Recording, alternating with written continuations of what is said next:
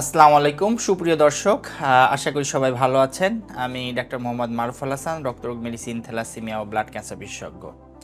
আজকে আপনাদের সঙ্গে কথা বলবো একটি মরণঘাতী ক্যান্সার নিয়ে।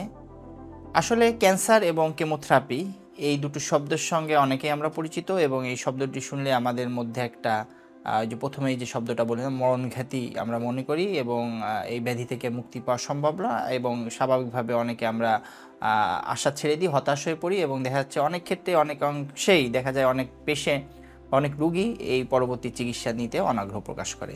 কিন্তু আজকে আমরা এমন একটি ক্যান্সার নিয়ে আলোচনা করব যেটাতে কোনো কেমোথেরাপি লাগে না, কেমোথেরাপি ছাড়াই সুস্থ থাকা সম্ভব। সেটি হচ্ছে ক্রনিক মাইলয়েড লিউকেমিয়া।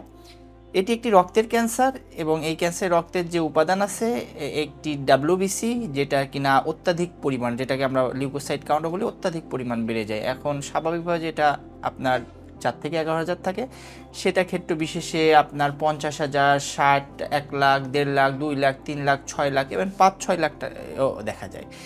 যার কারণে অনেক সময় দেখা যাচ্ছে ব্লাডের অন্যান্য উপাদান যেমন রক্ত, হেমোগ্লোবিন যেটা আছে সেটা কমে যেতে পারে, আমার প্লেটলেট যেটা আছে সেটা কমে যেতে পারে, এবং এর সঙ্গে সঙ্গে রোগীর যে কিছু শারীরিক সমস্যা হয় তার মধ্যে শরীরে দুর্বলতা, খাদ্যে অনাগ্রহ, অ্যাবডোমিনাল ডিসকমফোর্ট যেটা বলি, অনেক সময় পেটটা ফুলে যায় অর্থাৎ স্প্লিনটা অনেক বড় হয়ে যায়। এছাড়াও প্রলং বা দীর্ঘস্থায়ী জ্বর, এবং দেখা যাচ্ছে যে অনেক ক্ষেত্রে ব্লিডিংয়ের কিছু কিছু রক্ত পড়াজনিত সমস্যাও কিন্তু লক্ষ্য করা যায়।